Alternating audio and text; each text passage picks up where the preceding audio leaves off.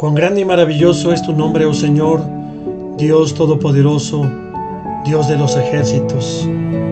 Hermoso y precioso Espíritu Santo, esta tarde, Señor, invocamos tu nombre, Padre, para que hagas presencia en este lugar, en donde está tu iglesia. Sabemos, Padre, que donde hay 2 o 3 congregados en tu nombre, la presencia de tu Hijo Jesucristo es real. Y sabemos que tu Santo y Divino Espíritu viene a redarguir nuestros pensamientos, nuestro entendimiento, y te pedimos que sea a través de tu palabra. Edifica, Señor, y sigue moldeando a tu iglesia conforme a tus propósitos. Gracias por tu presencia en este lugar. Nosotros somos templo de tu Santo Espíritu, pero cuando 2 o 3 están reunidos en tu nombre, algo especial y poderoso sucede. Así que, Señor, gracias por la manifestación poderosa este día aquí en Shalom. Pues muy bien, amada iglesia, hoy vamos a recurrir a la repetición de un evento muy antiguo. Seguramente usted lo recordará: la Torre de Babel, o llamada también Puerta de los Dioses. Hoy tenemos esta oportunidad de estar inmersos en la misma situación de confusión. Los tiempos que estamos viviendo son muy parecidos. Pareciera que hablamos con los demás, con las personas, pero no hay entendimiento. Hoy se ha cumplido esa profecía, donde los tiempos a las cosas buenas se les llamarían malas y a las malas buenas, a lo dulce amargo y a lo amargo dulce. Sabemos que la iglesia está pasando tiempos complicados y la sociedad más, tiempos de confusión. Los dioses han regresado y están luchando entre sí para poseer la vida de la humanidad. ¿A través de qué? De la ambición, del dinero, del poder, de una manifestación demoníaca, de inmoralidad, de desviación sexual, de violencia tremenda, etcétera, tantas cosas. Así que vamos a ir leyendo Génesis 11, 1 al 5, vamos a ir escudriñando cada uno de los versículos. Dice en el versículo 1: tenía entonces toda la tierra una sola lengua y unas mismas palabras. Una sola lengua no nos habla de un periodo después del diluvio, antes que las familias comenzaran a dispersarse. Solamente se hablaba un solo idioma, no había otros idiomas. Y aconteció que cuando salieron de oriente, hallaron una llanura en la tierra de Sinar y se establecieron allí.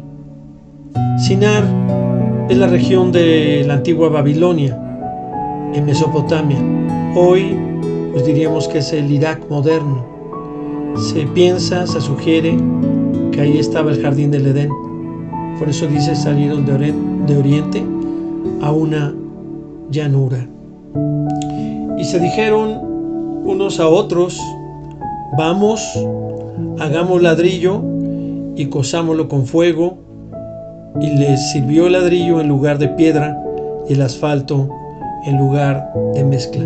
O sea, el ladrillo, usted sabe, hay muchos lugares en la actualidad que todavía se cuece el ladrillo, pero el asfalto era un material muy común en esa época. Digamos que era una sustancia bituminosa, grasosa, que se hallaba generalmente en pozos y servía para calefatear los barcos. Recordará usted, de unir esas maderas para que no traspasara el agua y no se hundieran las naves. Así que también se utilizó para unir los ladrillos. En el versículo 4: y dijeron: vamos, edifiquemos una ciudad y una torre cuya cúspide llegue al cielo, y hagámonos un nombre, por si fuéramos esparcidos sobre la faz de la tierra. Dice: hagamos una cúspide que llegue al cielo. Aquí pues podemos notar el pensamiento de la gente de esa época, ya que sabemos que eran idólatras, adoraban a diosas en las alturas, y ellos querían llegar a ser famosos como los famosos llamados gigantes, Nepilim, que existieron antes del diluvio. En el versículo 5, y descendió Jehová para ver la ciudad y la torre que edificaban los hijos de los hombres. Descendió el Señor para ver, pues, una manera de expresar y reconocer la omnisciencia y la omnipresencia de Dios. El Señor siempre está atento, siempre está pendiente de lo que sus hijos hacen, su creación hace. ¿Será que Dios no era ajeno a lo que estaba sucediendo?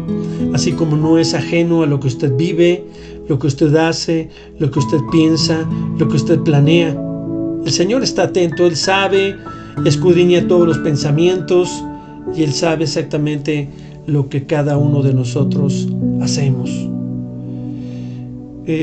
Vemos en el versículo 6: y dijo Jehová, he aquí el pueblo es uno, y todos estos tienen un solo lenguaje, ya han comenzado la obra, y nada les hará desistir ahora de lo que han pensado hacer.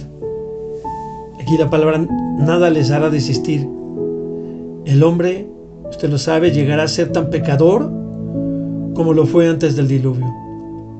Pero Dios tiene y tendría otros planes. Dice, los planes son del hombre, la resolución final es de Dios. El hombre propone y Dios dispone. De versículo 7, ahora pues descendamos y confundamos allí su lengua, para que ninguno entienda el habla de su compañero. Descendamos y confundamos, esto habla en plural, no dijo voy a descender. Aquí nuevamente nos manifiesta la presencia del Espíritu Santo, de Jesucristo, estando ya antes de la creación. Así que igual que en Génesis, recordarán Génesis 1, 26 y 27, cuando dice hagamos al hombre a nuestra imagen y semejanza. El Señor hablaba con alguien, una de las personas o las dos personas de la Trinidad. Pero aquí en concreto en el versículo 7 nos habla sobre confundirlos con diferentes idiomas. ¿Por qué el Señor quisiera confundirlos? Porque si no fuera por el orgullo y la arrogancia del ser humano, ¿verdad? ¿Se imagina usted tratando de comunicarse entre ellos sin poder darse a entender? Así que dice el versículo 8, así los esparció Jehová desde ahí sobre la faz de toda la tierra, y dejaron de edificar la ciudad. Los esparció el Señor debido a su pecado. ¿Sabía usted que existen 4 juicios de la humanidad? Y 3 de ellos ya sucedieron. Primero, la expulsión del Edén, cuando el hombre por su pecado y la mujer fueron sacados del Edén porque terminaron apartándose de Dios. Segundo, el diluvio, cuando Sodoma y Gomorra era tanto su pecado y su maldad que decidió el Señor terminar con todas esas generaciones e iniciar una nueva humanidad. Y luego la propagación de la gente desde Babilonia. No se podían entender y de ahí los envió para todo el mundo, todas las naciones, con diferentes idiomas. Y falta el cuarto, que será el juicio final. Versículo 9.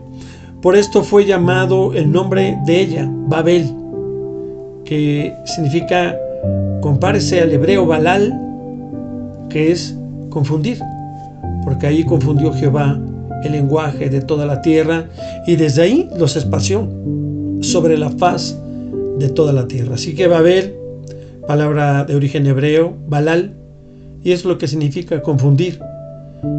Es la principal ciudad del paganismo antiguo, Babilonia, lugar de confusión, porque ahí el Señor confundió el lenguaje de los seres humanos. Babel, como usted sabe, era la ciudad precursora de la cultura urbana. Es la ciudadanía que vive en torno a una torre, a una lengua y a un proyecto. ¿Cuál era? Ser como Dios. Pero ser un Dios dominador, castigador, violento. En el Edén, como pareja, el ser humano quiso escalar la pirámide de la jerarquía cósmica para ser Dios, ¿recordará? Cuando Satanás le dijo que si comía de ese fruto prohibido, iba a ser como Dios. Así que desde el primer hombre y mujer han querido ser como Dios. En su corazón hay esa vanidad, ese deseo de escalar esa pirámide de jerarquía. Así que posteriormente hubo un rompimiento de relaciones desde la familia, desde el núcleo social. Ahora, como ciudad, Babel quiere escalar la torre. Debemos de analizar que también pues es un proyecto político, pero el proyecto se frustró. Se da un rompimiento social y así diríamos que nace la biopolítica. Esta tiene una enorme importancia en la sociedad. La política, como usted sabe, influye en la vida de las personas, influye en la biología, en la vida social, en la lucha de las ideas y la clase de los pueblos.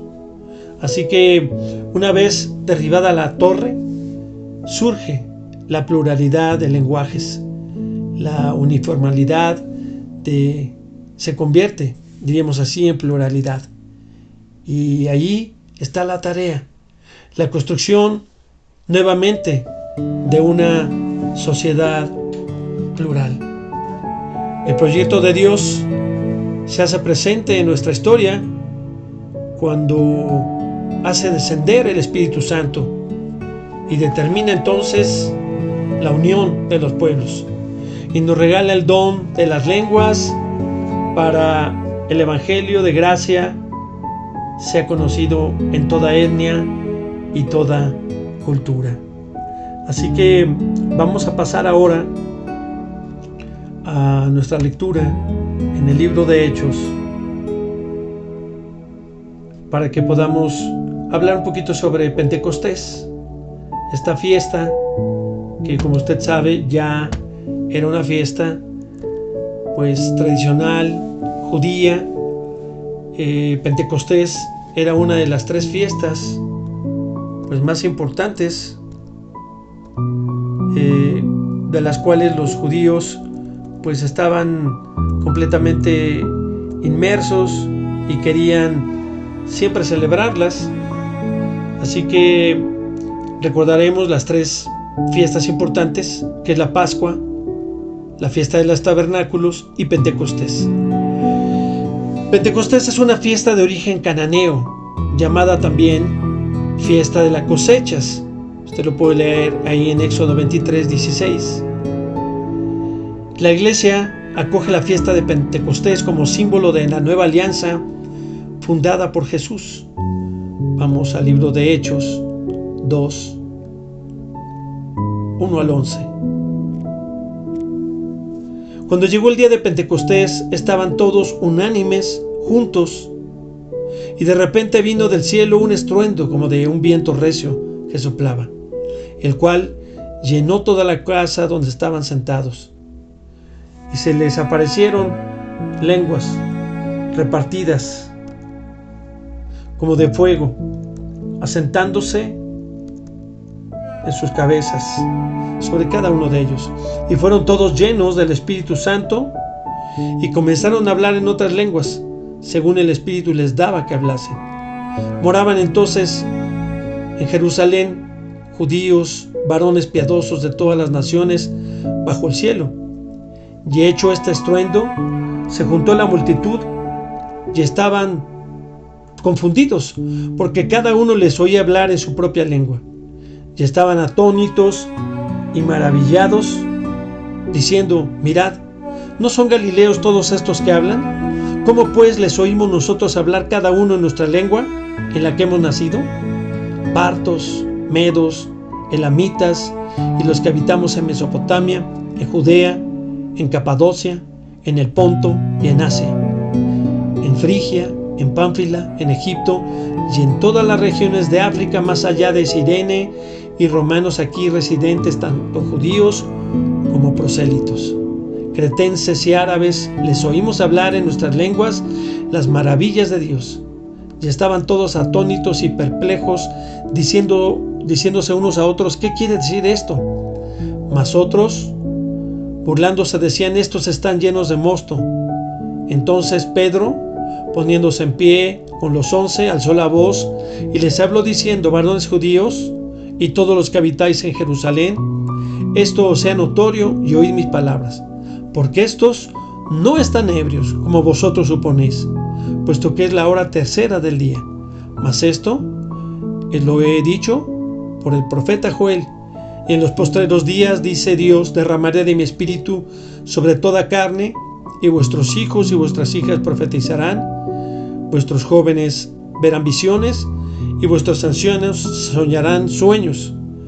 Y de cierto sobre mis siervos y sobre mis siervas en aquellos días derramaré de mi espíritu y profetizarán. Y daré prodigios arriba en el cielo y señales abajo en la tierra, sangre y fuego, vapor de humo. El sol se convertirá en tinieblas y la luna en sangre, antes que venga el día del Señor grande y manifiesto.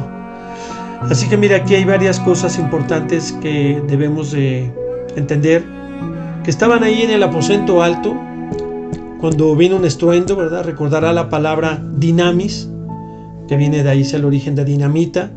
Un estruendo fuerte que hace que la gente, dice aquí como de viento recio, llenó la casa donde estaban sentados. Así que pues todos empiezan a preguntarse de dónde venía ese ruido tan poderoso, y se acercan ahí donde estaban reunidos todos, y es cuando se hace esta manifestación como de lenguas de fuego sobre sus cabezas, y es cuando sale Pedro a hablar con todas las personas, y al mismo tiempo que él hablaba, los demás discípulos y los apóstoles hablaban en otras lenguas, en otros idiomas, para que las personas que estaban ahí, que ya vimos que había de todos los lugares, ¿verdad?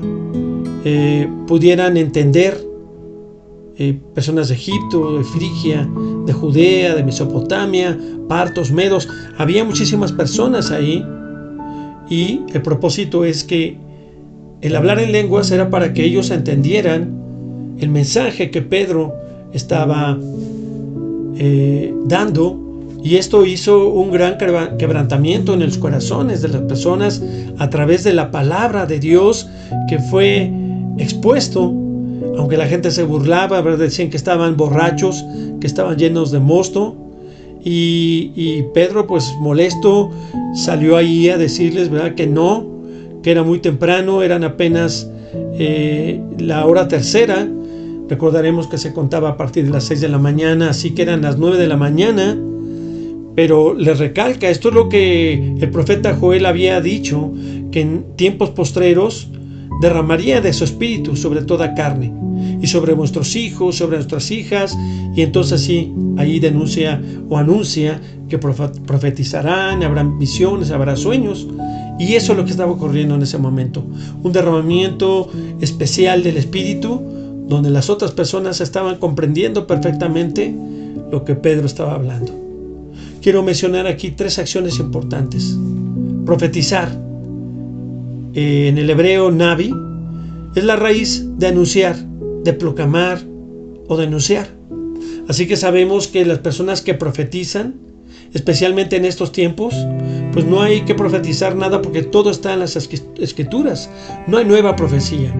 Los que dicen que son profetas tienen que anunciar, proclamar o denunciar lo que ya está en las escrituras. No vamos a creer cosas nuevas que no están en las escrituras. Así que el don de profecía habla sobre la denuncia del pecado dentro de la iglesia, la denuncia de las autoridades, el abuso de poder. Así que aquellos que dicen tener el don de profecía, a eso se refiere Navi, anunciar, que anunciarán pues las buenas nuevas, ¿no?, de salvación. Proclamar que el nombre de Jesús, que Cristo está vivo, y denunciar el pecado, el abuso. Cuando habla de visiones, pues habla de experiencias de trances, especialmente de los profetas en el Antiguo Testamento, y era un medio por el que recibían mensajes de Dios. Hoy no se utiliza eso, entrar en trance, tener visiones, porque nuevamente repito, ya está todo en la Escritura. Esto es, bueno, que si hay visiones, tendrán que ser confirmadas a través de las Escrituras. Ya no habrá cosas nuevas que escribir. Todo está contenido en la palabra de Dios, en la Biblia. Cuando se refiere a sueños, en el Nuevo Testamento, se refiere a la visión bíblica. No es un simple trance místico, sino va acompañada por la palabra que anuncia la voluntad de Dios. Es muy importante que analicemos esto. Va acompañada estas visiones, estos sueños, anunciando la voluntad de Dios. ¿Que está dónde? Pues está contenida. Recordaremos que ya todo actualmente pues es a través del Espíritu Santo, la manifestación poderosa del Espíritu Santo. En hebreo, usted lo sabe, Ruach es la señal y es el hálito de vida.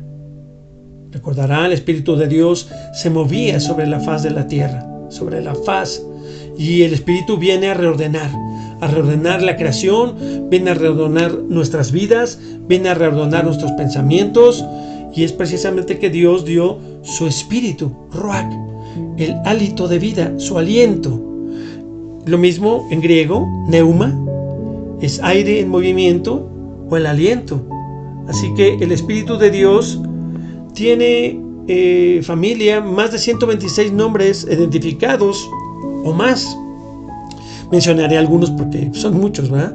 Espíritu de Dios, Espíritu de revelación, Espíritu del Hijo, Espíritu eterno, Espíritu del Señor, Espíritu de poder, Espíritu Santo, Espíritu de sabiduría, Espíritu de Cristo, Espíritu de vida, Espíritu de gracia, Espíritu de fe, Espíritu de verdad, Espíritu de gloria, Espíritu de paz, Espíritu de amor, etc.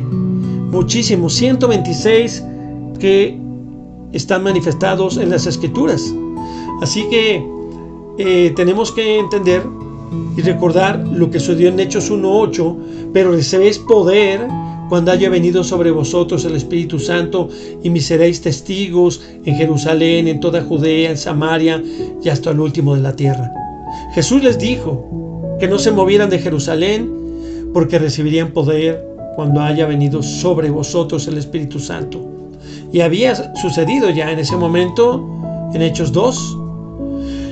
La palabra poder, exouse, habla de autoridad derivada o conferida, la garantía de hacer algo. Jesús tenía todo el poder, toda la autoridad fue delegada en él. Así que ahí adelante vemos en Hechos 4:4, dice: pero muchos de los que habían oído la palabra creyeron, y el número de los varones era de 5,000. ¿Qué fue lo que sucedió?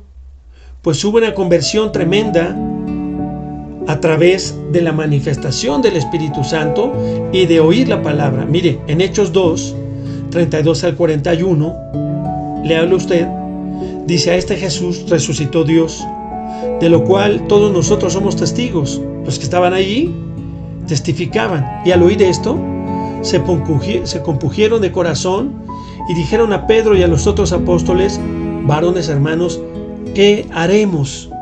Ellos comprendieron el mensaje que Pedro estaba exponiendo. En el versículo 35, Pedro les dijo: arrepentíos y bautícense cada uno de vosotros en el nombre de Jesucristo para perdón de los pecados, y recibiréis el don del Espíritu Santo.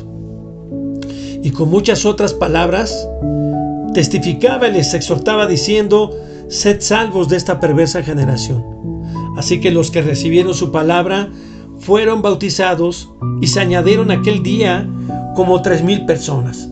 Entonces, mire, hermanos, el poder que recibieron a través del Espíritu Santo, habíamos hablado que eran precisamente nuevas herramientas para que ellos pudieran darse a comunicar y tuviera un propósito. ¿Cuál era? Pues la conversión de las personas. Todos los dones, todas las manifestaciones del Espíritu Santo y todo lo que las personas puedan tener, tiene que ser utilizado para ese propósito. Pero muchos de los que habían oído la palabra creyeron. Ahí está. ¿Qué tenemos nosotros que hacer? Compartir el Evangelio, hablarles de Cristo, el mensaje de salvación, ¿Para qué? El resultado y el número de los varones era como de 5,000 las personas que se convirtieron. Hechos 5:14. Y los que creían aumentaban más, y gran número así de hombres como de mujeres. Hechos 6:7. Y crecía la palabra del Señor, y el número de los discípulos se multiplicaba grandemente en Jerusalén. También muchos de los sacerdotes obedecían a la fe. Gran transformación. Las personas que escuchaban el mensaje, pues sentían en su corazón ese deseo de conocer más de Cristo y de aceptar. Vemos en Hechos 4:32 y 35 otra manifestación. Dice: la multitud de los que habían creído era de un corazón y un alma, y ninguno decía ser suyo propio nada de lo que poseía, sino que tenían todas las cosas en común. Y con gran poder, acuérdese, y dinamis, los apóstoles daban testimonio de la resurrección del Señor. ¿Para qué fue dado ese poder? Pues para testificar, que es lo que usted y yo tenemos que hacer en estos tiempos: ser testigos de lo que Dios está haciendo en su vida, en la iglesia, en su matrimonio, con sus hijos. Dice: y abundante gracia era sobre todos ellos. Así que no había entre ellos ningún necesitado, porque todo lo que poseían, heredades o casas, los vendían y traían el precio de lo vendido y lo ponían a los pies de los apóstoles, y se repartía a cada uno según su necesidad. Tampoco había necesidad entre ellos. ¿Por qué? Porque había un corazón agradecido, había un corazón dispuesto para agradar. Así que el mensaje del Evangelio debemos de entender, amada iglesia, amada familia, es para arrepentimiento y salvación a través del testimonio del amor de Cristo en nuestras vidas. Si decimos que tenemos dones del Espíritu, son para eso. Todo lo que usted diga que tiene, discernimiento de espíritus, poder hacer milagros, sanidades, hablar en lenguas, todo lo que usted dice que puede tener, tiene que ser confirmado, porque tiene que ser a través del mensaje del Evangelio. Todo tiene que ser utilizado para que haya un testimonio de amor en tu vida, en la vida de esa persona, y a través de ello las personas puedan arrepentirse y ser salvas. Si no, no tiene ningún sentido. Quedará en show, quedará en algo espectacular, quedará únicamente en profecías al aire. No, necesitamos abrir nuestro corazón al soplo con poder del Espíritu Santo. Recordará que decía Juan 1:29, cuando dice: habiendo dicho esto, sopló y les dijo: recibid el Espíritu Santo. Jesús, el primer día que se les apareció a los discípulos, sopló y le dio el Espíritu Santo a esos 10 hombres que estaban ahí. A quien remitiere los pecados les serán remitidos, y a quien los retuvieres les serán retenidos. Así que la iglesia, usted y yo, debemos de continuar con la misión de Jesús. Debemos de abrir nuestro corazón a ese soplo del Espíritu en nuestro corazón. Necesitamos, amada iglesia, familia, bajarnos de la torre de Babel, esa torre del orgullo, de la vanidad, para escuchar con atención a Jesús cuando en su discurso nos habla que es más importante la ovejita perdida que las 99 cómodas, que el enfermo tiene prioridad ante la ley del sábado. Abramos nuestro corazón al soplo del Espíritu. No podemos seguir caminando con un corazón frío, sin compasión y perdiendo la alegría y decir que el Espíritu está con nosotros. Es imposible si nosotros no tenemos gozo, si nosotros no tenemos frutos, paz, bondad, benignidad. Usted lo sabe, los frutos del Espíritu. Así que el Espíritu de Dios ha llegado para redimir la creación de Dios. En este mundo violento, por la soberbia de quienes se creen Dios, necesitamos sumergirnos para su redención. ¿O será que creemos que ojos que no ven, corazón que no siente? Mujeres, algunos hombres, ancianos, niños y niñas enfermos, discapacitados, y los animales son vulnerables, frágiles, ante los constructores del poder destructor. Los faraones modernos están destruyendo este mundo. Por eso, amada iglesia, dejemos que el Espíritu Santo nos encamine a la redención de este mundo creado por Dios para nosotros. Amado Dios, anhelamos como iglesia ser de un mismo corazón y alma, guiados por tu Santo Espíritu, para dar testimonio al mundo del infinito amor de tu Hijo Jesucristo. Gracias, Padre, porque en estos tiempos también tu Espíritu Santo se mueve con poder. Permítenos ser esos instrumentos vivos. Utilízanos para tu gloria, para que ningún alma se pierda. Amada iglesia, la paz de Dios sea con usted y con su familia. Shalom.